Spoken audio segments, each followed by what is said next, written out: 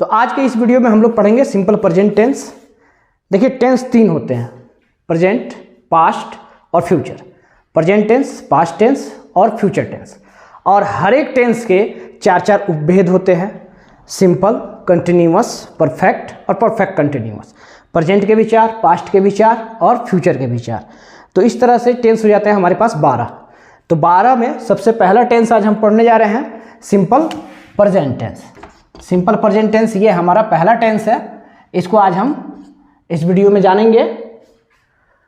सबसे पहले जरा इसका यूज देखते हैं।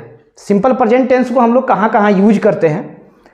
सिंपल प्रेजेंट टेंस का यूज होता है हैबिचुअल, रेगुलर और रिपीटेड एक्शन को एक्सप्रेस करने के लिए। कोई एक्शन यानी कि कोई क्रिया जो हैबिचुअल है, हैबिचुअल मतलब आदतन जो हमेशा होता रहता है। रेगुलर का मतलब भी वही है, प्रतिदिन होता है। या फिर रिपीटेड का मतलब कि एक समय समय पर होता रहता है।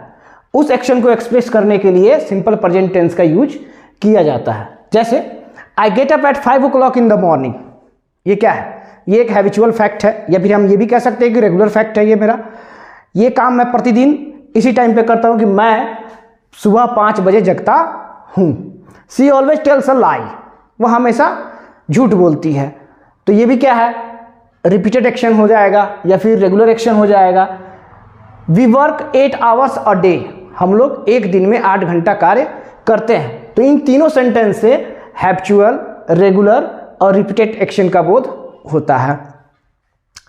दूसरा इसका यूज देखते हैं, यूनिवर्सल ट्रूथ, प्रिंसिपल और परमानेंट एक्टिविटीज को एक्सप्रेस करने के लिए भी सिंपल प्रेजेंट टेंस का यूज किया जाता है। यूनिवर्सल ट्रूथ मतलब शाश्वत सच्चाई जिसको बदला नहीं जा सकता है। जैसे कि the sun rises in the east, सूर्य पूरब में उगता है। 2 and 2 makes 4, 2 और 2 4 होते हैं। तो ये सब परमानेंट एक्टिविटीज होती हैं, यूनिवर्सल ट्रूथ होते हैं जिसको बदला नहीं जाता है। तो इनका यूज हमेशा सिंपल प्रेजेंट टेंस में ही किया जाता है। उसके बाद प्लान्ड फ्यूचर एक्शन को एक्सप्रेस करने के लिए भी सिंपल प्रेजेंट टेंस का ही यूज किया जाता है। ये प्लान्ड फ्यूचर एक्शन क्या होता है? कोई ऐसा कार्य जो फिक्स है, जो भविष्य में फिक्स है और उसी दिन वो कार्य होगा, तो उसका ट्रांसलेशन, उसको उस सेंटेंस को हम लोग सिंपल प्रेजेंट टेंस में लिखते हैं। जैसे कि द स्कूल रीओपन्स इन जुलाई, अभी गर्मी की छुट्टियां पड़ेंगी तो गर्मी की छुट्टियों में स्कूल बंद हो जाएगा, तो फिर खुलेगा जुलाई में, एक डेट दिया जाएगा और उसी डेट पे ही खुलेगा। तो वहां पे लिखा जाता है द स्कूल रीओपन्स इन जुलाई। या फिर the prime minister addresses the nation tomorrow, प्रधानमंत्री कल देश को संबोधित करेंगे, उनका ये फिक्स प्लान है, कल ये काम करने वाले हैं। तो इसका यूज भी सिंपल प्रेजेंट टेंस में ही किया जाता है, यानी कि ऐसे सेंटेंस को भी सिंपल प्रेजेंट टेंस में ही लिखा जाता है। अब जरा देखिए इस टेंस में कुछ एडवर्ब्स हैं जो टाइम एक्सप्रेसिंग एडवर्ब्स होते हैं, उनका यूज अक्सर इस टेंस में किया जाता है। जैसे ऑलवेज, ऑफन, इसको ऑफन पढ़ते हैं, sometimes, seldom, hardly, never, generally, usually, usually एक ही बात होती है, rarely, daily, everyday, scarcely, once a month, महीने में एक बार, ट्वाइस अ मंथ या फिर महीने में 2 बार, once a year, twice a year, thrice a year. मतलब ये जितने भी मैंने ये एडवर्ब्स लिखे हैं, टाइम एक्सप्रेसिंग एडवर्ब्स, ये सिंपल प्रेजेंट टेंस में ही यूज किए जाते हैं अक्सर, क्योंकि इन सारे एडवर्ब से या तो रिपीटेड एक्शन का बोध होता है या फिर रेगुलर एक्शन का बोध होता है। अब चलिए अब इसके जरा पहचान को देखते हैं।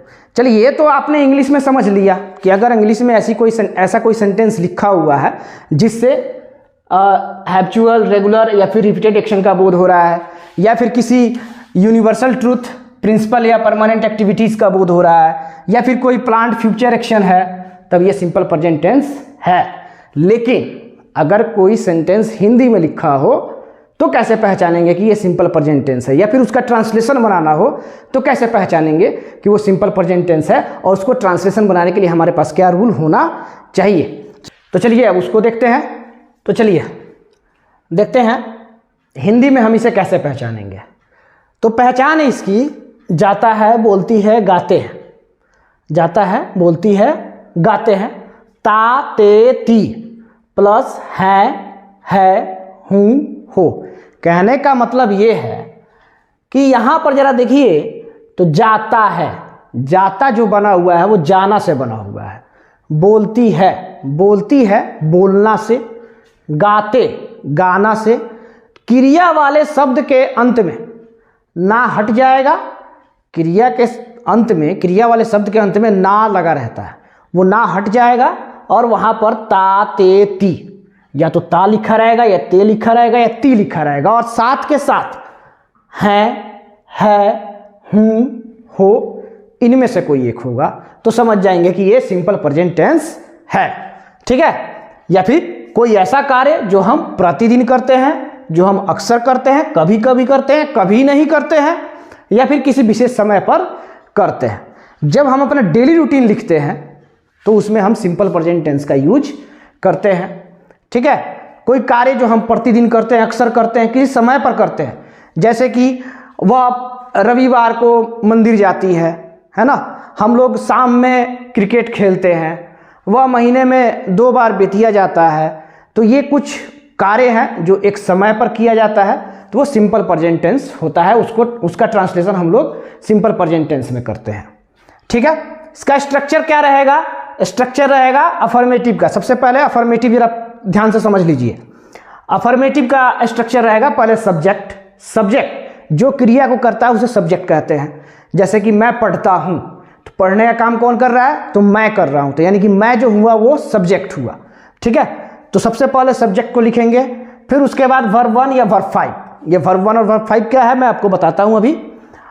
वर्ब 1 या वर्ब 5 लगाएंगे, फिर ऑब्जेक्ट लगाएंगे और फिर अदर वर्ड लगाएंगे। OW का मतलब है यहाँ पर अदर वर्ड्स, यानी कि इनके अलावा सब्जेक्ट, वर्ब और ऑब्जेक्ट के अलावा अगर दूसरा कोई वर्ड होता है तो उसको सेंटेंस के लास्ट में लिख देंगे। जैसे मोहन सेब खाता है, मोहन सेब खाता है, मोहन ईट्स एन एप्पल। आप लोग सेब खाते हैं, यू ईट एप्पल्स।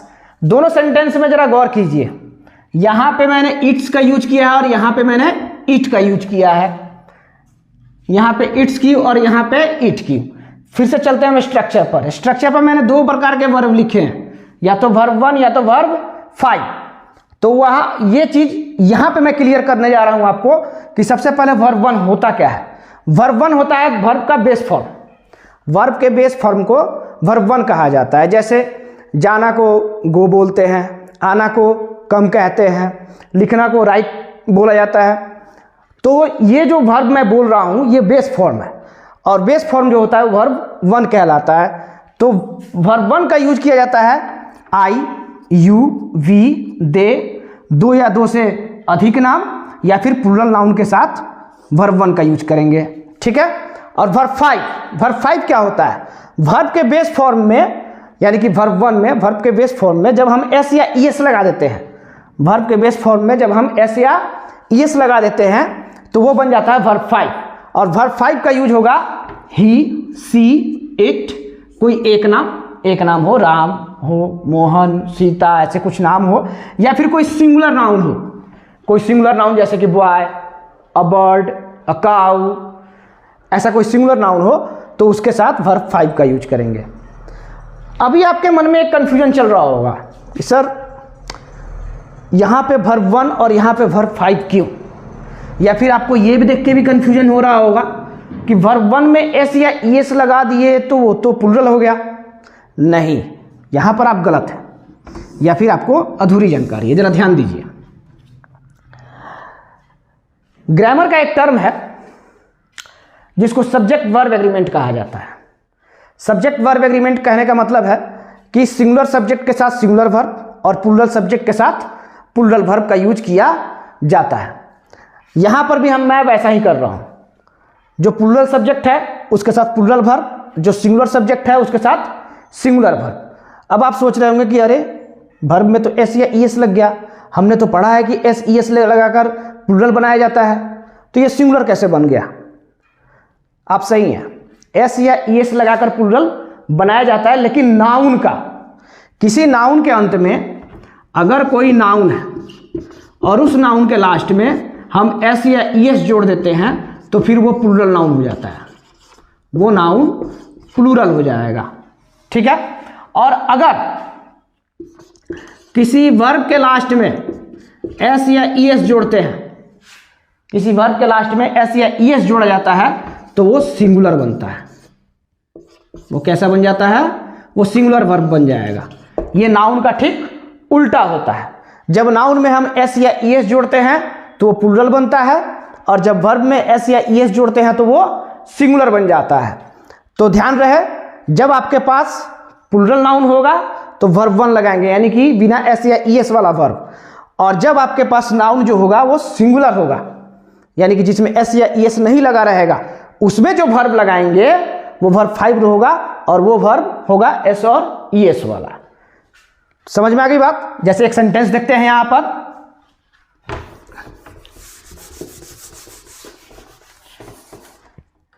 गाय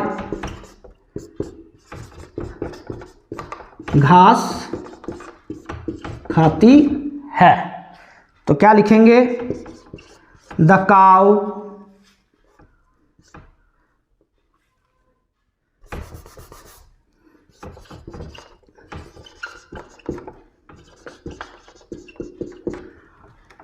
गाय घास खाती है।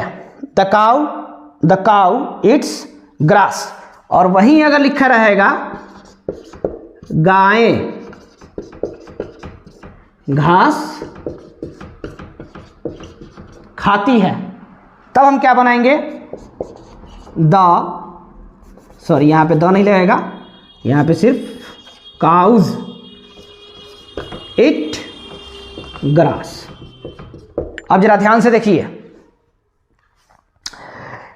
यहां पे नाउन हमारा सिंगुलर है, यानी कि नाउन में एस या ईएस नहीं लगा हुआ है तो वर्ब लगेगा सिंगुलर, और वर्ब में एस या ईएस लग गया है ना, तो एस या ईएस वाला जो वर्ब होता है वो सिंगुलर होता है।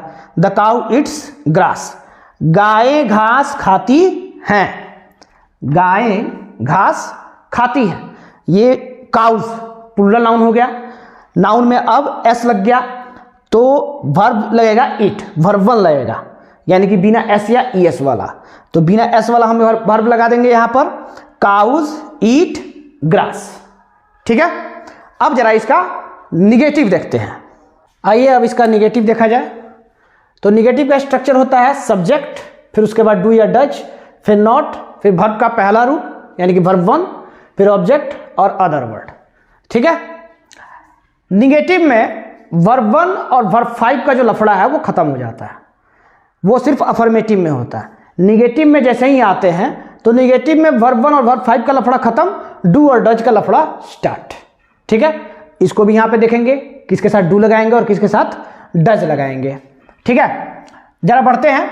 मैं फ्रेंच नहीं जानता हूं, मैं फ्रेंच नहीं जानता हूं, कैसे ट्रांसलेशन बनाएंगे? पहले सब्जेक्ट है आई लिख दिए, आई, उसके बाद कह रहा है कि डू लगाइए या डज लगाइए, मैंने डू लगा दिया है, आई डू। उसके बाद कह रहा है नॉट लगाइए, नॉट लगा दिए, आई डू नॉट। फिर कह रहा है वर्ब लगाइए, वर्ब है इसमें जानना को इंग्लिश में कहते हैं नो। ठीक है, तो नो लिख दिया, आई डू नॉट नो, और ऑब्जेक्ट है आपका क्या? फ्रेंच, तो आई डू नॉट नो फ्रेंच। ठीक है, माधुरी क्रिकेट नहीं खेलती है, माधुरी क्रिकेट नहीं खेलती है, इसमें सब्जेक्ट है माधुरी, लिख दिए माधुरी।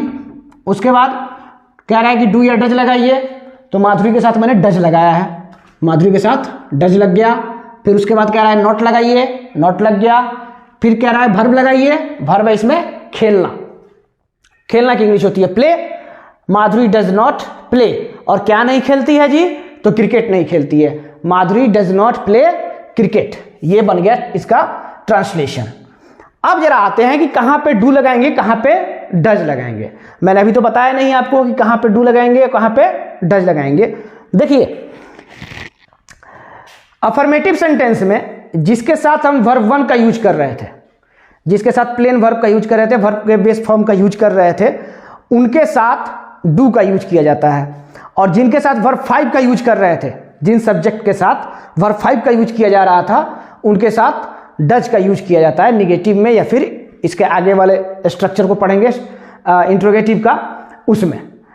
तो जिन सब्जेक्ट के साथ आप वर्ब वन का यूज करते थे अफर्मेटिव में, उनमें डू लगाया जाता है निगेटिव या इंट्रोगेटिव में, और जिन सब्जेक्ट के साथ आप वर्ब 5 का यूज कर रहे थे अफर्मेटिव में, वैसे सेंटेंस के निगेटिव या इंट्रोगेटिव में डज का यूज किया जाता है। फिर भी मैंने आपकी सुविधा के लिए लिख दिया है डू का यूज, फिर से आई यू वी दे, दो या दो से अधिक नाम या फिर प्लूरल नाउन के साथ इनका यूज करेंगे डू का। और डू और डज जो होते हैं ये हेल्पिंग वर्ब का काम करते हैं यहाँ पर, ठीक है। डज का यूज करेंगे ही सी इट, दो या दो से अधिक नाम या फिर प्लूरल नाउन के साथ करेंगे डज का प्रयोग। अभी मैंने आपको बताया कि यहां पर डू और डज का यूज जो हो रहा है एज ए हेल्पिंग वर्ब किया जा रहा है, ठीक है। किसी किसी सेंटेंस में दो बार डू आ सकता है, दो बार डज आ सकता है। डज 2 बार नहीं आएगा, डज एक ही बार आएगा, ठीक है। कैसे पहचानेंगे कि ये हेल्पिंग वर्ब है और कैसे पहचानेंगे कि ये मेन वर्ब है, देखिए।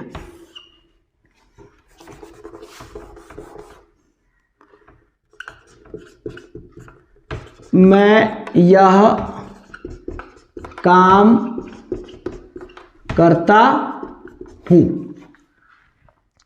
ठीक है। जरा इसको हम बनाते हैं तो क्या बन जाएगा जी, आई। अफर्मेटिव सेंटेंस है ये, इसमें नहीं तो नहीं लगा हुआ है ना, जब नहीं लगा रहेगा तब जाकर निगेटिव होगा वो, ठीक है। जब नहीं लगा हुआ है तब तो ये अफर्मेटिव सेंटेंस। अफर्मेटिव सेंटेंस के लिए फिर पुराना स्ट्रक्चर चलेंगे, सब्जेक्ट प्लस वर्ब 1 या वर्ब 5, फिर ऑब्जेक्ट, फिर अदर वर्ड। सब्जेक्ट मैंने लिख दिया, अब चाहिए मुझे वर्ब, तो वर्ब का या तो 1 या तो 5। आई के साथ वर्ब 1 लगता है, तो वर्ब क्या है इसमें जी, करना। करना का अंग्रेजी होता है do. I do this work.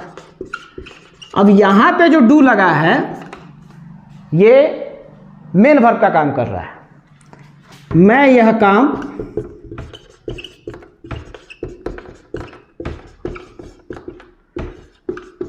नहीं करता हूं, तब क्या बनाएंगे जी, I do not do this work. कैसे बन गया ये, निगेटिव सेंटेंस है। चलेंगे स्ट्रक्चर पे। पहले कह रहा है कि सब्जेक्ट लिखिए, यहां पर सब्जेक्ट कौन है, मैं है, आई लगा दिया। फिर कह रहा है कि डू या डज लगाइए, आई के साथ हेल्पिंग वर्ब डू लगेगा, मैंने डू लगा दिया। फिर कह रहा है नॉट लगाइए, नॉट लग गया। अब कह रहा है कि वर्ब लगाइए, तो वर्ब तो है करना, करना को इंग्लिश होता है डू, तो फिर से मैंने डू लिख दिया। और कह रहा है कि ऑब्जेक्ट लगाइए, तो क्या नहीं करता हूं जी, तो यह काम नहीं करता हूं, यानी कि this work. I do not do this work, ये रहा इसका ट्रांसलेशन।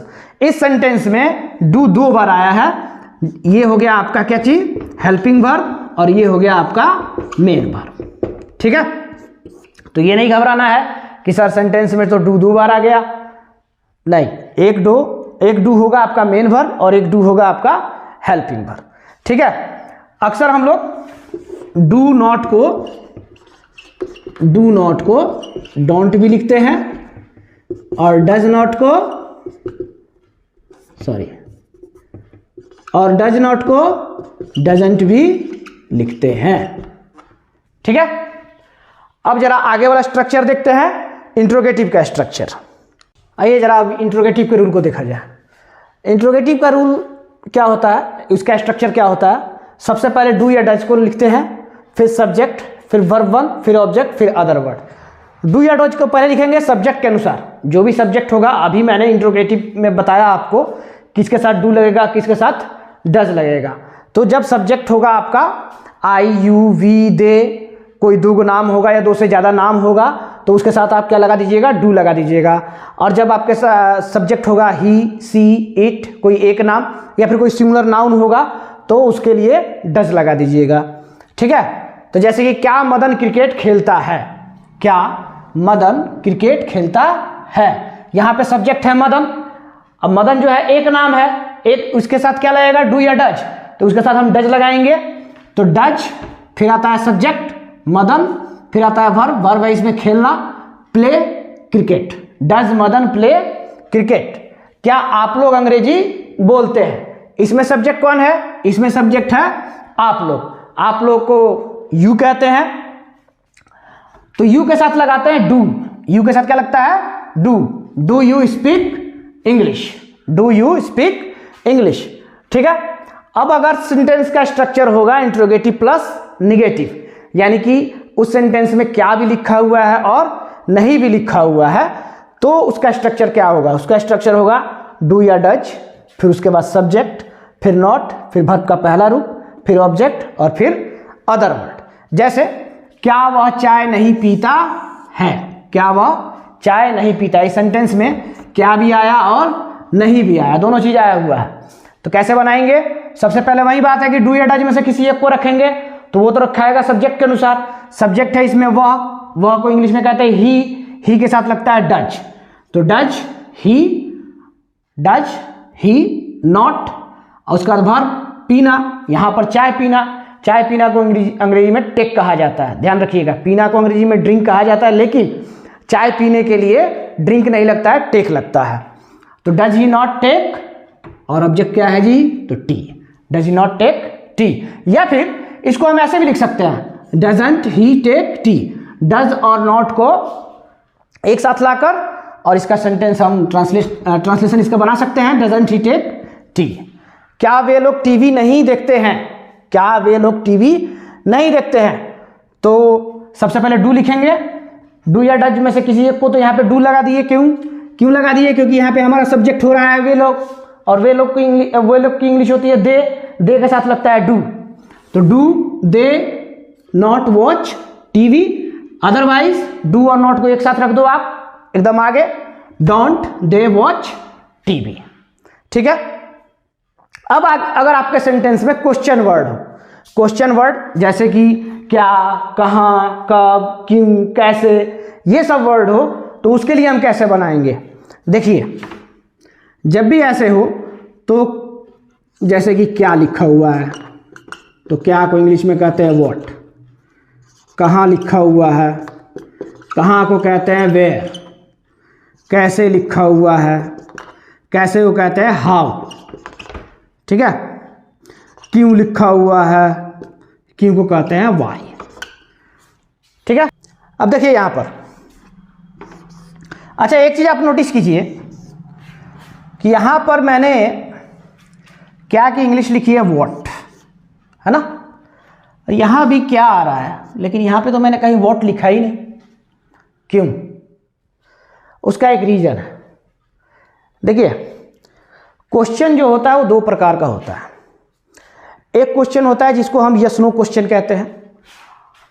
यस नो क्वेश्चन वो क्वेश्चन होता है जब आपसे कोई वैसा क्वेश्चन पूछे, अब आप उसके आंसर में या तो यस बोलते हैं या फिर नो बोलते हैं। जरा ध्यान दीजिए यहां पर, ये मैंने जितने सेंटेंसेस लिखे हैं, क्या मदन क्रिकेट खेलता है, सपोज कीजिए कि ये क्वेश्चन किसी ने पूछा है, सामने वाला उसका आंसर क्या देगा? क्या देगा आंसर? या तो कहेगा यस या तो कहेगा नो, है ना। क्या आप लोग अंग्रेजी बोलते हैं? कहेंगे यस या फिर नो।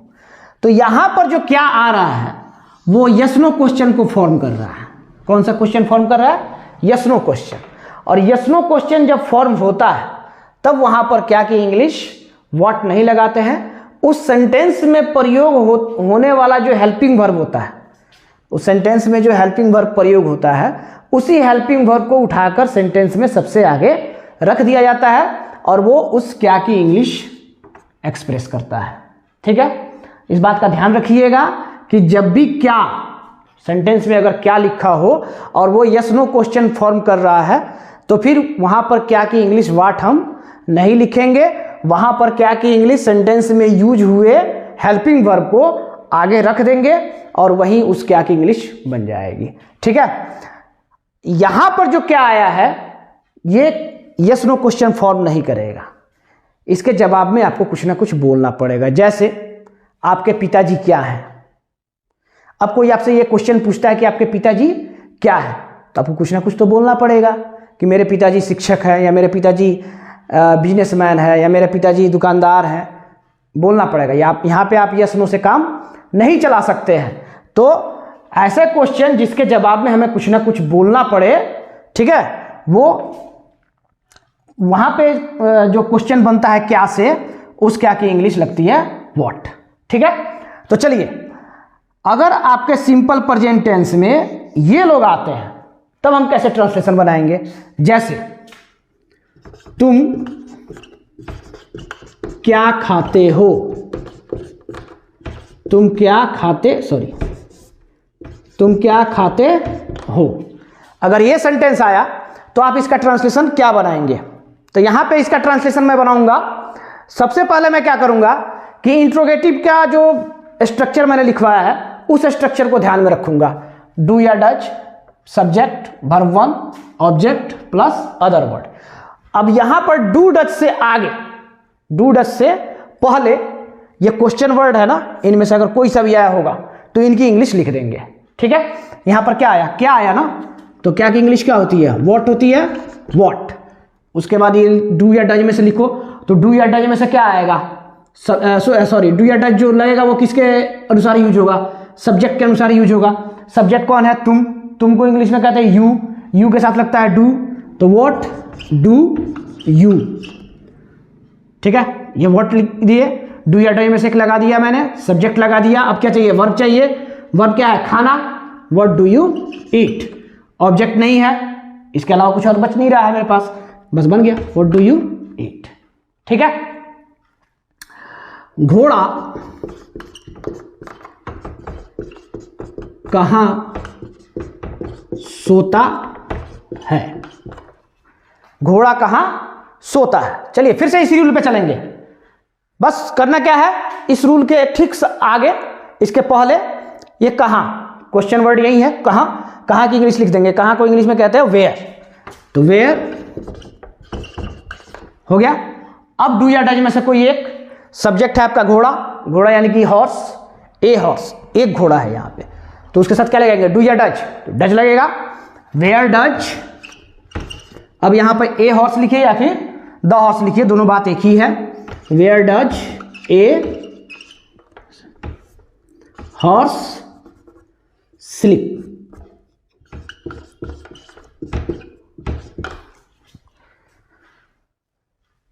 तो ये बन गया आपका ट्रांसलेशन क्वेश्चन वर्ड का।